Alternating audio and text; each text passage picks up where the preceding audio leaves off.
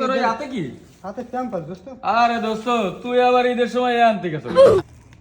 Pampers আনিছে, তার কি হয়েছে এতে? কি ওই নিমানে আগে তাই ক, এ কোম্পানি ভাল না, এ আর আগের মতন ভাল লাগে না। ভাল লাগে না কি? তোর কথা তো আমি বুঝলাম না, কি করতে চাচ্ছিস তুই? আরে দোস্ত, এ আনছিলাম সেদিনকে, তো এ তোর ভাবির আনছিল, তা খাইয়ে দিয়েছি, তা ভাল লাগেনি। বেটা, তোর মাথাটা ঠিক আছে? প্যাম্পাস আনতে গেছিস কি করতি? তোর মাথাটা ঠিক আছে? সর এনতে। বন্ধু বান্ধব না তোর, মানে কি কমার প্যাম্পাস আনতে খাই? খাও বুঝবানে, খাও বুঝবানে শালা। এক জ্বালায় পড়েছি যে কি বিপদে, আরে কইয়ে বুঝতে পারতেছি না। এ মামুন, কি হয়েছে? তুই বগর বগর করতে যাচ্ছিস, কি কাহিনী কি? আরে কইস রে, ওই জায়গায় পাগলের সাথে দেখা বলে প্যাম্পাস বলে রান্ধে খাই, কোনো কথা তুই কয় একটু আমার বুঝে। আরে আল্লাহ, এই প্যাম্পাস কি কে আজকাল কি করে রাইন দেখায়? আজকাল এই মানুষও আছে। এবার আমাকে বাড়িতে আমরা ভাজি করে খাই। কি করছ তুই? ওইদিকে একজনের প্যাম্পাস রান্ধে খাই, তুই বাজি করে খাবি? তুই খা, তার তোর প্যাম্পাসের কিছু না কয়।